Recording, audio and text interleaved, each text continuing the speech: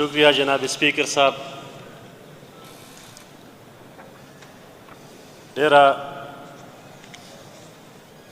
د خوشحالۍ خبره ده چې دلته نن د شودو په اړه باندې خبره کیږي، د پیو په اړه چې زمونږ پښتونخوا وطن کې چې کوم پی میلاویږي مارکیټ کې نو هغه 93% یا 90% دا غیر معیاري دي.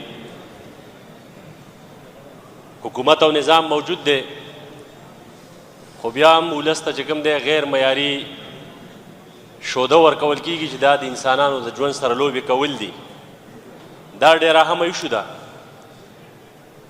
خو له بده مرغه موږ چې د کومې خاورې نه بلانګ کوو، موږ کومې علاقې نه بلانګ کوو، دلته خو د شودو په اړه باندې خبره کیږي خو هلته زمونږ وینه تویږي. زمونږ د وینې قدر او قیمت چاته نه معلوم چې ولې د دې انسانانو وینه تویږي. نن هم جناب سپیکر صاحب موږ په یو داسې نظام کې هلته ژوند تېرو، ستاسې په نوټس کې راولو، ټول هاوس په نوټس کې راولو.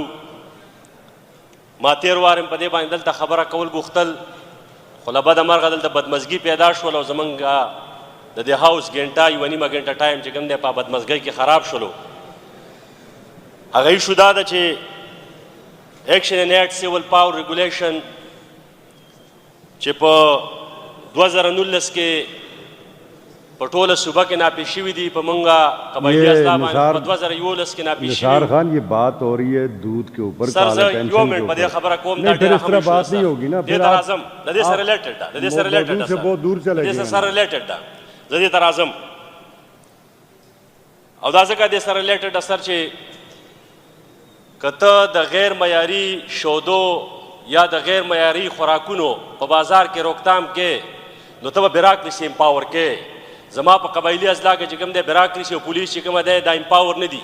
د دې اختیار په بنیاد باندې ټول اختیارات د ملیټري فورسز سره ورسره دي چې زما بیراکرسي هلته امپاور نه ده، د هغو سره اختیارات نشته دی.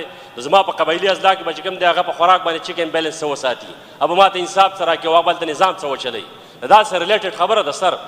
زمونږ به دا ریکویسټ وي، د دې هاوس ته هم دا ریکویسټ وي چې په دې چې کوم ایکشن ان ایکټ آف سیول پاور ریګولیشن په دې صوبه نافیصله شوی دی چې دې نظام دا خاتمه د فوري دا صوبایي حکومت وکړي.